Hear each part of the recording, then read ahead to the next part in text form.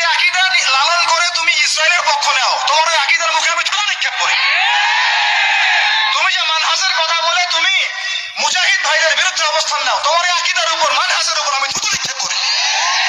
ফাইজলামে একটা জায়গা থাকে।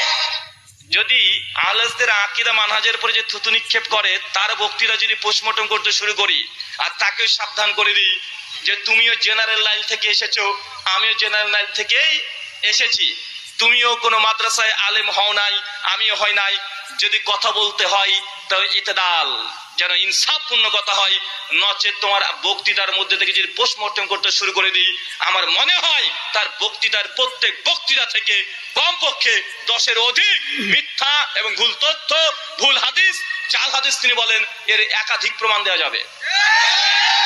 তোমার এই ইলমের উপরে ধিক্কার, যেই ইলমের দ্বারা নবী মুহাম্মদ সাল্লাল্লাহু আলাইহি ওয়াসাল্লামের হাদিসের নামে মিথ্যা, জাল হাদিসে বলে, ভাই এই কথা আমার নয়, আপনার দুটো আমি উদাহরণস্বরূপ বলেও দিই। দেখবেন ওই বক্তা একটা আলোচনা করছে এবং এই আলোচনাটা ইউটিউবে নাহলে 20 জায়গাতে পুরো বাংলাদেশের করে ফেলেছে।